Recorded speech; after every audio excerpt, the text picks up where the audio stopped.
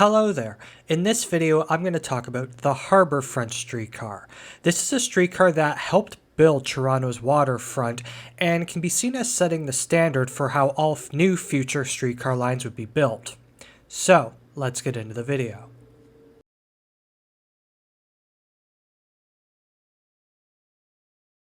The origins of the Harbourfront Streetcar trace back to the 1970s. For most of the city's history, the harbourfront had remained cut off from the rest of the city due to the large railway land separating the downtown core from Lake Ontario. Streetcar service, or public transit in general, through this area was largely non-existent, with few routes venturing south of Front Street into the large industrial lands on Toronto's waterfront. There was, for example, the Bay Streetcar, which serviced the ferry docks, and the short-lived Ashbridge Streetcar, which served the Portlands area. Beyond these two routes, though, you would be hard-pressed to find an easy or convenient way into Toronto's harbourfront. Following World War II, Toronto's harbourfront slowly began to deindustrialize as businesses began to move their operations elsewhere. This opened up an opportunity for the city to redevelop these once industrial lands into new and vibrant communities and reconnect the city to its waterfront. Ideas would be proposed for some kind of LRT line through the harbourfront area, which would be the anchor to draw new development to the area. It's the same principle that built streetcar suburbs, but instead used in an urban context. It's the old "build it and they will come" mantra. The main proposal made at this time was for a line referred to as the Waterfront LRT. This route would have started in the West End from what is today the Park Lawn area. It would have then run east along Lakeshore Boulevard for a time before merging onto the CN Rail right-of-way. From here, the line would continue east through the north end of the exhibition grounds before breaking off from the railway corridor and running down a reworked Fleet Street and Lakeshore Boulevard. The line would have then traveled south on Portland Street to Queens Quay before heading east to Union Station. This proposal also suggested an eastern extension of the line from Union Station through the Portlands to a point around Queen Street and Coxwell Avenue. The grand plan, however, though, came with an equally grand cost, and so proponents of the project would only be able to convince the city to construct the segment along the harbourfront itself as a first phase.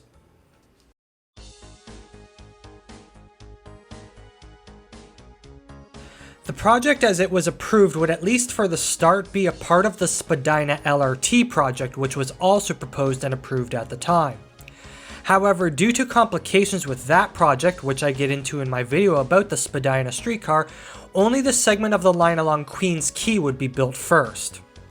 By the late 1980s, the city and the TTC had begun work on installing new tracks along Queens Quay from Spadina Avenue to Bay Street.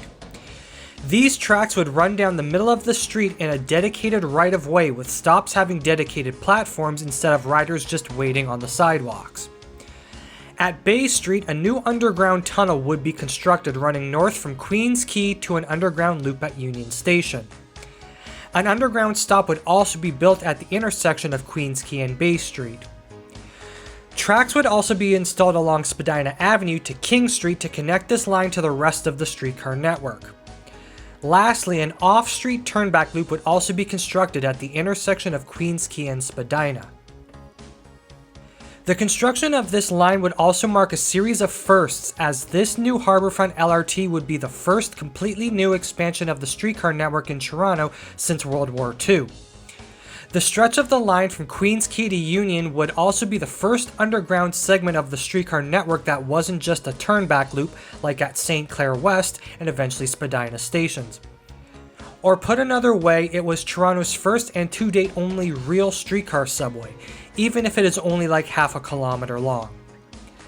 After a couple years of construction, the Harbourfront LRT would open to the public on June 22, 1990.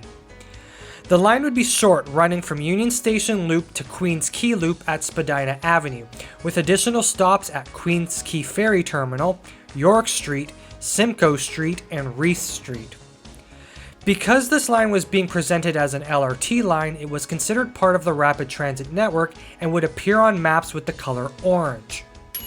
The Harbourfront LRT would also be given the number 604, which was in line with how the TTC numbered the city's 3 other rapid transit lines internally at the time. Lastly, the line would run PCC streetcars until 1994, when they were replaced with CLRV cars after residents complained about the loud squealing from the PCC's wheels. Almost immediately after the line opened though, questions about it would begin to be asked. It must be remembered that at the time the Harbourfront LRT was supposed to be part of the Spadina LRT. However, delays in the planning of that line meant that it wouldn't open for another 8 years. In the meantime, the city now had this stump of a line that didn't really go anywhere, and some would call the Harbourfront LRT a toy train. There were other issues with the line, such as the fire department insisting on an emergency exit being built at Union Station, and a dispute between the TTC and the hotels at the foot of Bay Street who wanted a direct connection to Queens Quay Station. This latter issue would keep Queens Quay Station closed for multiple months after the rest of the line had opened, forcing the TTC to use temporary stops for passengers wanting to access the ferry docks. Eventually, the issue over access to Queens Quay Station would be dropped, and the station would open to serve the Harbourfront LRT.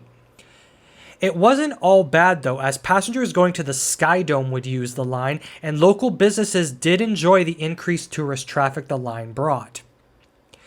During the off-season, the Harbourfront LRT would operate at 7.5-minute intervals, while during the summer months service would be more frequent. As well, the line would be free to use on weekends and holidays, although you would still have to pay a fare to transfer from the Harbourfront LRT to the subway at Union Station. This fare structure would be in place up until 2013, when the line was temporarily replaced with buses due to construction work at Union Station. As work on the Spadina LRT was underway, the preparation for integrating it with the Harbourfront LRT began, and in this the issue of renumbering the line. Calling the Harbourfront LRT an LRT at all was political, as a way to sell the line as a rapid transit line like the subway and the Scarborough RT.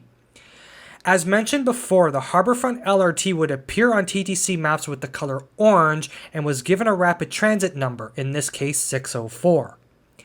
The TTC would discover that residents along Spadina Avenue responded better to the idea of the Spadina Streetcar and not the Spadina LRT, as the latter conjured up images of Spadina becoming a pedestrian-unfriendly road and the Spadina Streetcar being a rapid transit line moving people through the area quickly and not for local use.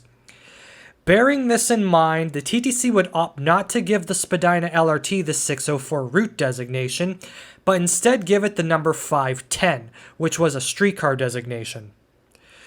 The Harbourfront LRT would become part of the 510 Spadina upon its opening on July 27, 1997. With this, the Harbourfront LRT would disappear off of the transit map, and with it the number 604 and the color orange, thus ending Toronto's 4th rapid-ish transit line and the use of the color orange, at least temporarily. 604 would appear again internally with the opening of the Shepherd Line in 2002, and the Eglinton Crosstown LRT will use the color orange on maps when it opens.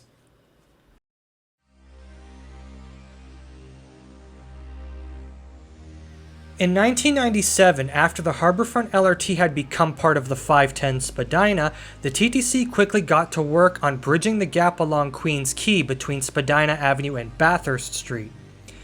This came about from a report a year earlier in 1996, which looked at how the TTC could expand its streetcar network through converting bus routes into streetcars.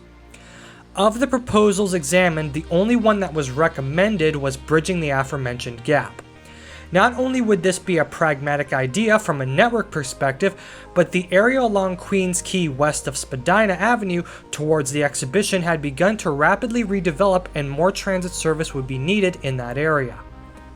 The report noted that within a decade of a streetcar line opening in that area, it could carry up to 11,000 passengers per day, which was beyond the capacity of what was currently being offered. There had been an earlier proposal to extend the Harbourfront LRT to the Canadian National Exhibition.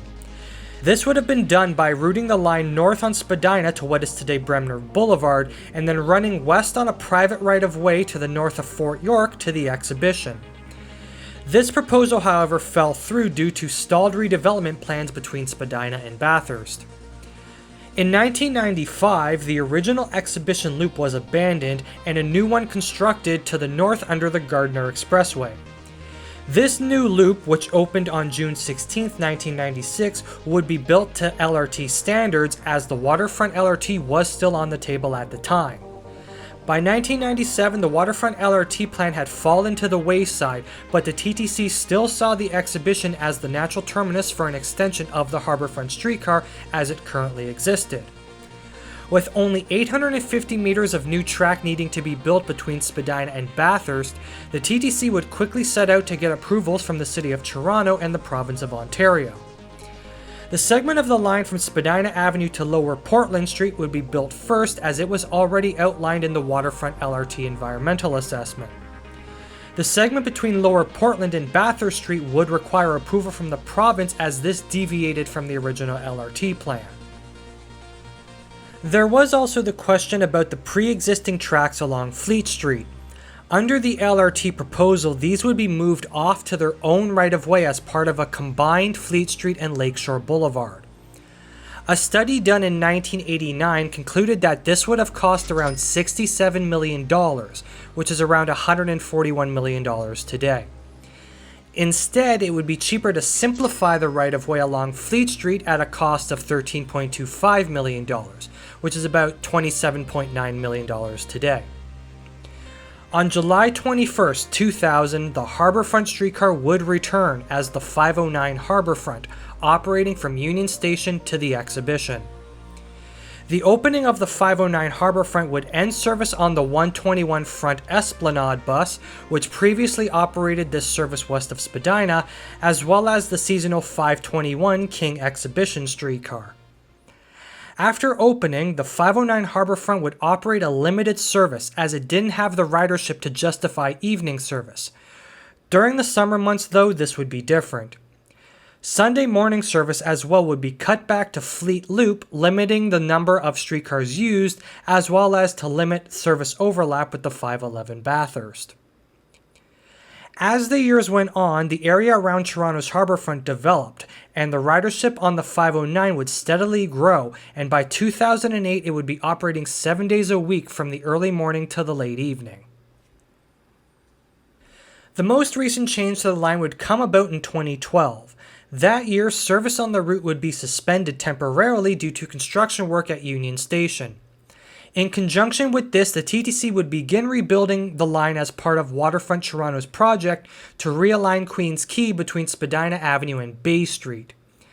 Queen's Quay would be shifted to the north side of the tracks as a 2-lane road, while the south side of the tracks would be repurposed for bike lanes and pedestrian areas. Lastly, although minor, the portal to the underground segment of the route at Bay Street has had a gate and flashing lights installed, as car drivers would oftentimes have a bad habit of driving into the tunnel and getting stuck.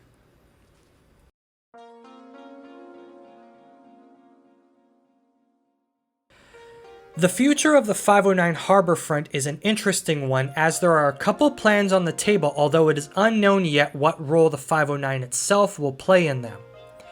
The two major plans are the Waterfront West LRT and the East Bayfront LRT. The Waterfront West LRT is a plan that would see streetcar service expanded west from the exhibition to the Queensway, creating a single rapid streetcar line from Humber Loop to Union Station. The East Bayfront LRT is a plan that would see streetcar service extended east of Bay Street along Queens Quay into the Portlands. These two plans should look familiar, as it really is just the original Waterfront LRT from the 1970s. The same plan that was the impetus for the creation of the Harbourfront Streetcar in the first place. Either way, these two plans will also require the rebuild of the Union Station Loop, as it is far too small to handle the increased streetcar service. In fact, it's probably too small to handle what it already has with the 509 and 510 cars. While these two plans will see the waterfront LRT envisioned in the 1970s built, it is hard to say what will happen to the 509 specifically and what role it will play. It is possible, if not certain, the 509 Harbourfront will see its service extended beyond the exhibition, but to where though? Perhaps it only goes as far as Dufferin Loop, or perhaps it becomes the waterfront LRT it was supposed to be and operate all the way to Humber Loop. Either way though, the 509 Harbourfront Streetcar is proof that there was still a place for streetcars in the city of Toronto. The route was conceived and built not to respond to demand, but induce it through anchoring new developments along Toronto's waterfront. The Harbourfront Streetcar was once referred to as a toy train, and it's not hard to see why, as the area it served when it first opened was pretty much empty fields. But when you compare what the Harbourfront was to what it is today, it's clear the Harbourfront Streetcar did its job. That's not to say it's solely responsible for the rapid development of Toronto's waterfront, but it has certainly played a role in attracting that development and moving the people who live in the area today. As we look forward to the redeveloping of the Portlands area using streetcars as both anchors for development and transportation for its future residents, we can look back on the success of the 509 Harbourfront to see that yes, it can be done because it has been done, and that's the legacy that the 509 Harbourfront leaves behind as it moves forward into the future. And with that, I will end this video here.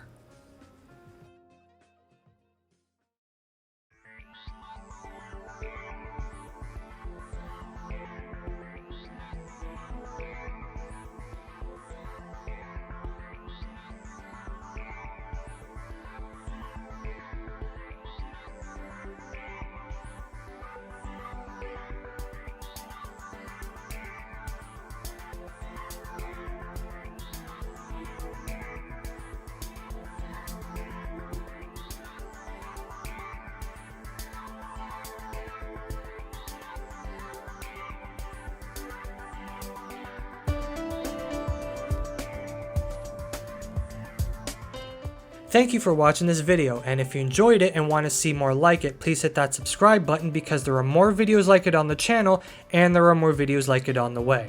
If there's anything you want to say about the Harbourfront Streetcar, don't be afraid to do so in the comments section down below. And with that, I'll see you in the next video.